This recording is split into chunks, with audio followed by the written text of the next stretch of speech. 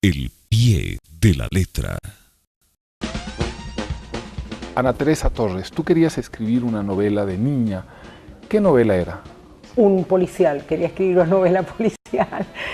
Quería escribir una novela policial que creo que escribí algo así como 2 páginas de un cuaderno escolar.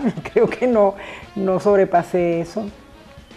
Pero que indicaba indudablemente que yo quería escribir y que quería escribir novela, que creo que es el género en el que me he podido desarrollar mejor, ¿no?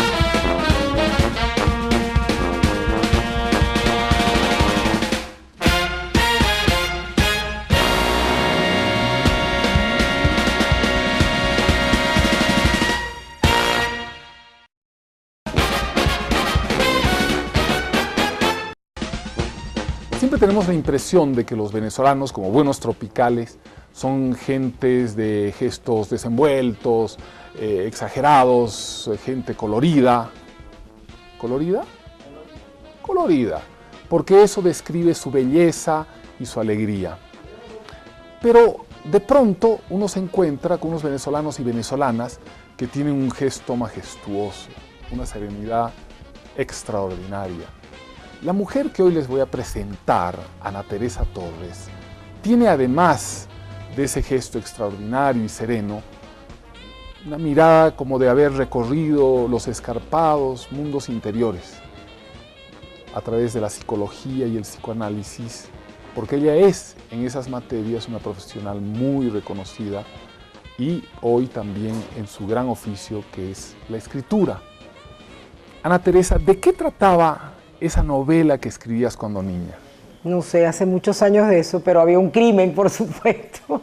Había un crimen y había un policía. Imagínate qué arrogancia, ¿no? ¿En qué colegio estudiaste en Caracas? Bueno, en diversos colegios. Estudié en un colegio que en este momento ya no existe, un colegio de monjas.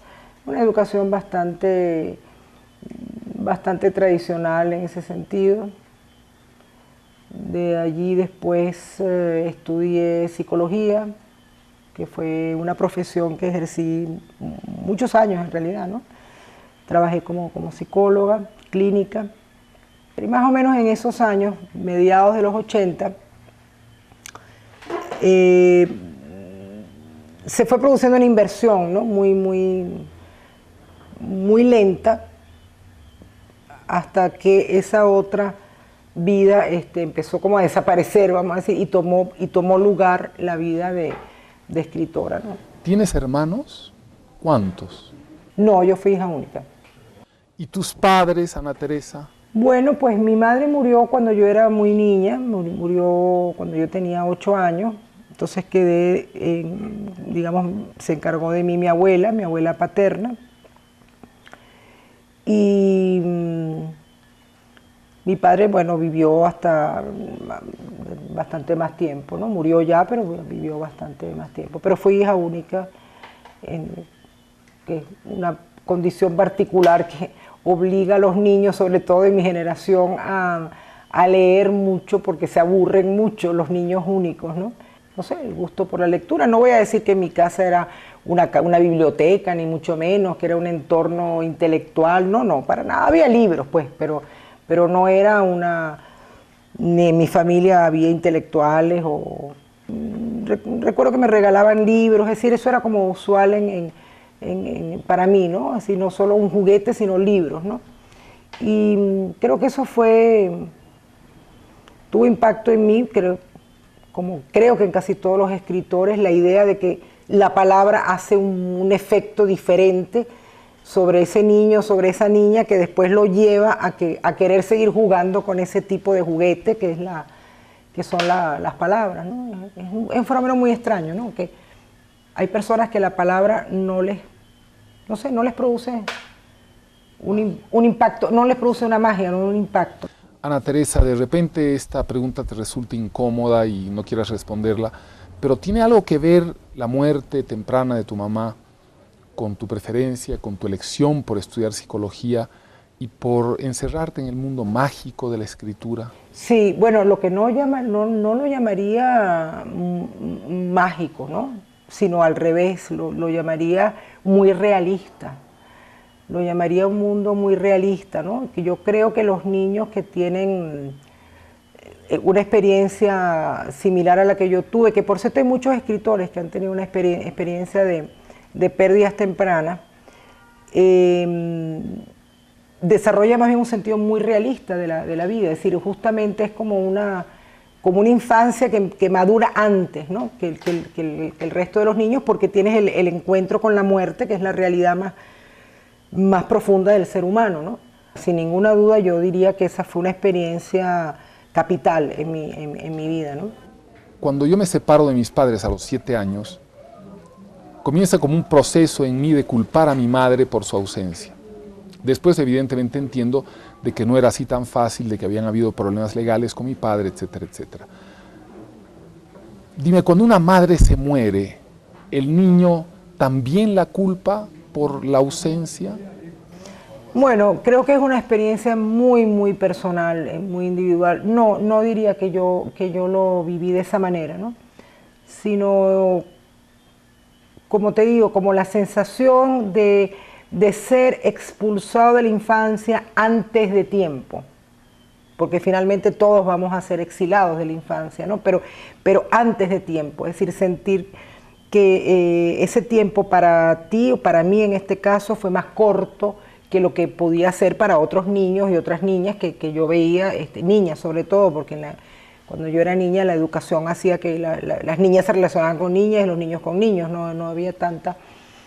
Era un sistema de roles de género muy, muy separado, ¿no? Yo fui fan de Francisco Herrera Luque, el extraordinario escritor venezolano, el de Los Amos del Valle, el de Bobes, el Urogallo, el de esa maravillosa biografía o novela acerca del dictador Juan Vicente Gómez, En la casa del pez que escupe el agua, ¿no? Sí. Él también, coincidentemente contigo, era un psiquiatra o estaba en el mundo de la psicología. Es que estudiar psicología, psicoanálisis, psiquiatría, ¿les da a ustedes una capacidad de construcción más profunda del personaje? Bueno, pues, curiosamente, yo fui bastante amigo de Pancho Pepe, incluso trabajé con él. Mi primer trabajo fue con Pancho en el consultorio que él tenía en esa época en San Bernardino, y de allí desarrollamos una gran amistad personal y que he continuado con sus hijos, con su familia, con su esposa. Lógicamente, claro que yo he traído a mucho de lo que he escrito. Yo no diría que más profundidad, ¿no? Yo creo que eso no sería cierto, sino la posibilidad de conocer a tantas personas como conoce a alguien cuyo oficio fue mucho tiempo escuchar problemas humanos que no son de tus amigos ni de tu familia. Creo que me amplió el mundo más allá de los amigos que uno pueda tener, del pequeño círculo de personas con las que uno se puede relacionar, ¿no? No diría profundidad, fíjate, diría más bien, porque creo que un escritor puede ser muy profundo aunque no tenga una palabra de psicología. Lo que creo que me dio es variedad de registros, variedad de voces, variedad de temáticas. ¿Ya has abandonado la psicología como oficio? Como oficio, sí. Solamente escribo en este momento. Yo no tuve el coraje de dedicarme a la escritura antes. Siento como que la sociedad te crea un vacío, hay como una crítica social para una persona que se dedica solamente o fundamentalmente a escribir. ¿Tú sentiste en el momento en que decidiste dejar la psicología y la cátedra de psicología para empezar a escribir solamente? Bueno, sí, yo creo que sí. Yo no sé si interdicción es un poco fuerte, pero sí, indudablemente, y la palabra vacío tiene sentido cuando te hablo de un periodo que está a mediados de los 80, en el que no puedo abandonar del todo el oficio y sigo trabajando, pero ya yo quiero hacer otra cosa. Yo creo que yo pudiera tener esta sensación de salto en el vacío, porque yo era una psicóloga bastante reconocida, pues tenía una buena clientela, había sido profesora universitaria, vamos a decir, yo tenía allí un nicho, ¿no?, tomado, y bueno, un profesional. Cambiar de oficio en ese momento de la edad media de la vida, bueno, es un salto al vacío, porque no sabía lo que me esperaba, ¿no? Porque es que tenía que hacerlo, porque realmente era lo que yo quería hacer, porque era ya ¿entiendes? Ya tenía una sensación de que era en ese momento o nunca, ¿no? Porque ese ya era más intenso la necesidad de hacerlo que el temor de que si va a salir bien o va a salir mal. Pero yo creo que esa vivencia que tú mencionas es interesante y creo que mucha gente puede haberla sentido, porque el oficio de escritor no es en los países nuestros demasiado valorado, ¿no? Su muerte nadie la recordará, se perderá entre tantas muertes que será imposible encontrarla. Prefiere la ausencia definitiva a sobrevivir en la conciencia de él. ¡Más adelante! En el caso de que fuera una prostituta, ya la circunstancia cambiaría.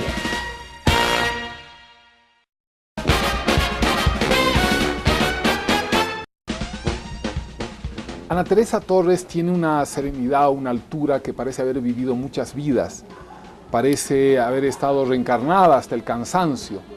Pero ahora, en estas épocas, hay como un liderazgo de la mujer, de lo femenino. Parece ser que finalmente la mujer va a tomar las riendas de un mundo que ha sido devastado por nosotros los hombres. Y posiblemente tenga que sumergirse en las acciones, en las pasiones, entrar a la angustia de las pasiones nuevamente. Ana Teresa, tú que has sido una militante feminista, por llamarlo de alguna manera, ¿te ha ayudado esa militancia a dar el salto hacia la escritura? No, pero yo no soy una militante feminista, ¿no? En el sentido de que no he pertenecido a ninguna organización. En Venezuela hay bastantes organizaciones de mujeres. Yo nunca he pertenecido a ninguna de ellas. Yo diría que soy, no sé si lo voy a definir, una feminista teórica. ¿Y no fue esa una condición para dar el salto? No estaría segura, pero más o menos en ese momento, mediados de los 80, vuelvo a ese momento, en Venezuela y quizás en toda América Latina, el número de mujeres que empiezan a aparecer públicamente como escritoras es más importante. Es decir, es un fenómeno social que se produce.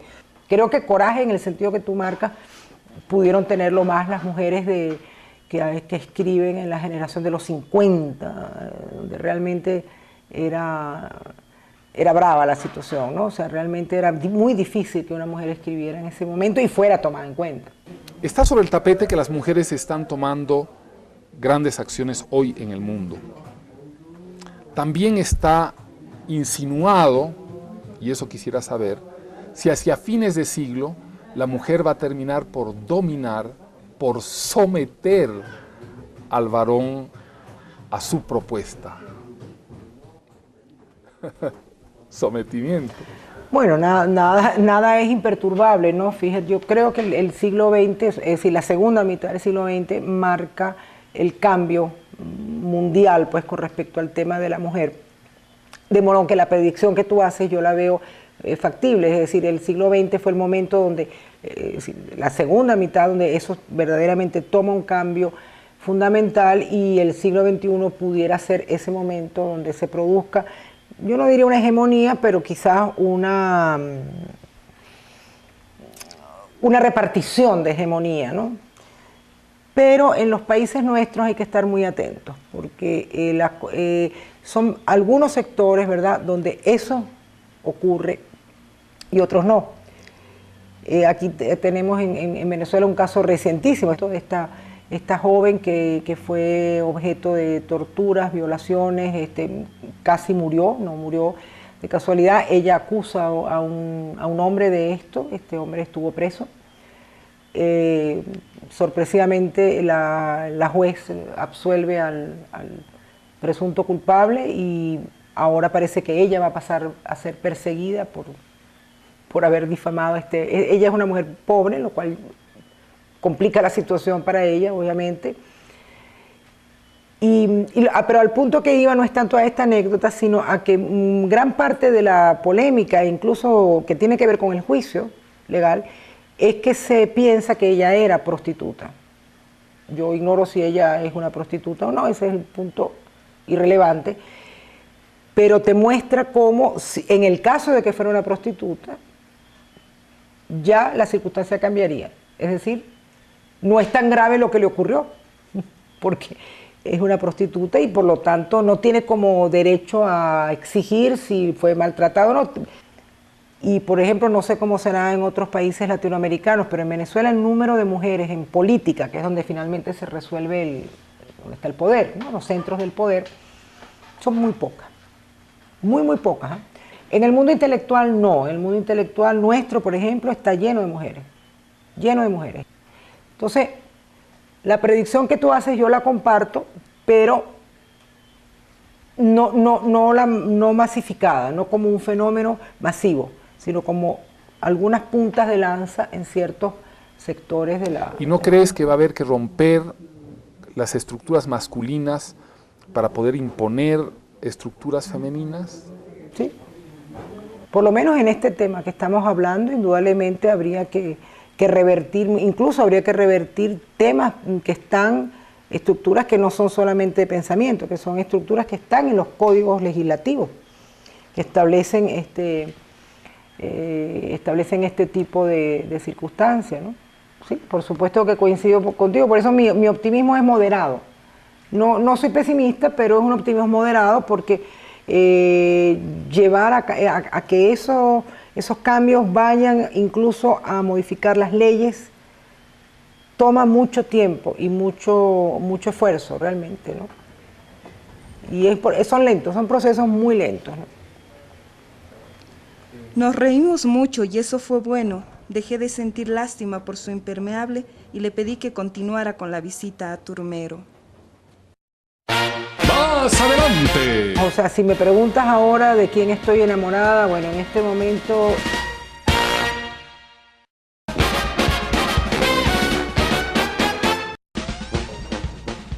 Ven a desbaratarnos juntos, que un golpe de viento bastará para desmenuzarnos. Y tú, Alejandro, ¿qué haces que no me abrazas? Te veo ahí sentado con la casaca polvorienta, el tricornio ladeado, deshebillados los zapatos, el cuerpo fofo como un monigote, y eres, sin embargo, mi cadáver muy amado. Página 239 de Doña Inés contra el olvido, una novela de Ana Teresa Torres que ganó el premio Pegasus, ganó también un premio importantísimo en la Bienal de Mérida, Venezuela. Ella tiene además el premio Anna Seghers por su obra en general en Berlín en el año 2001 y por supuesto esta hermosísima novela que es La favorita del Señor, que es una novela que a mí me ha encantado también, hacen parte de la obra extraordinaria de esta mujer. Dime, Ana, ¿cuáles son tus afinidades literarias más importantes?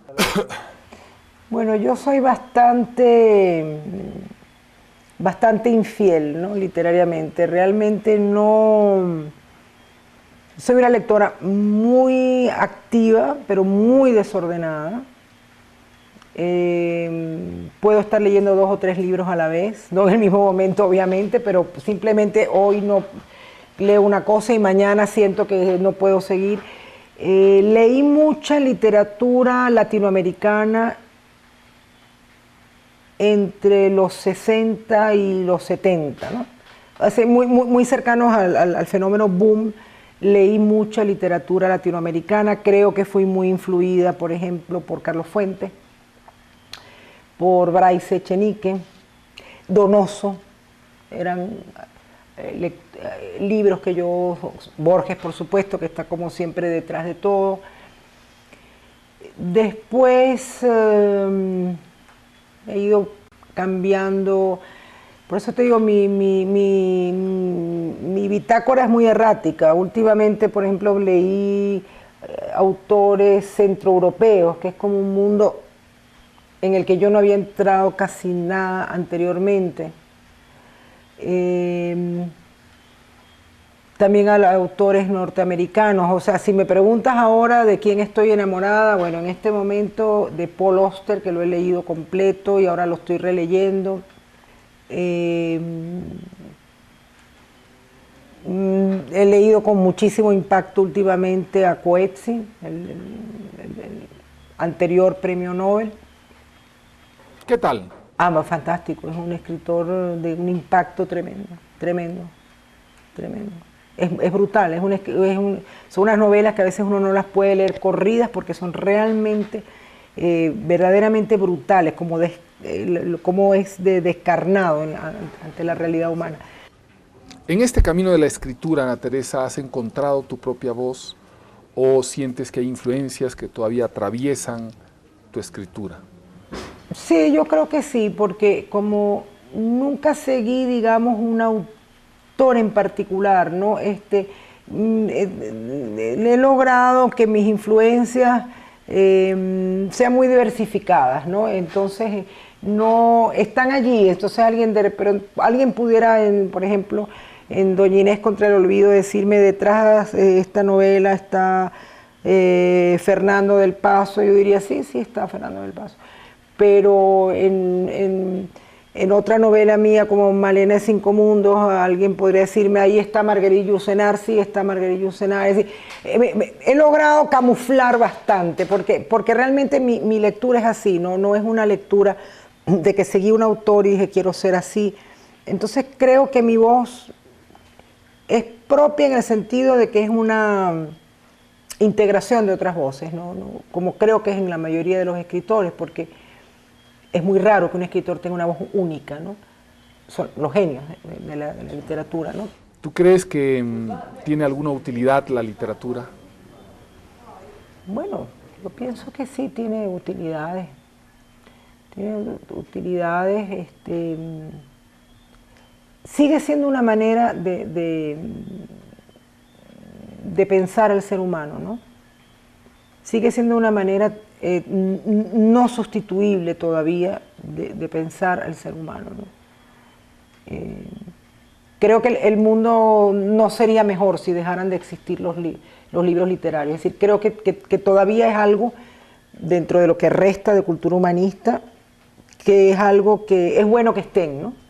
Es bueno, aparte de los editores que vendan muchos libros y que para ellos tendrá una gran utilidad, pero creo que es bueno, incluso es bueno para...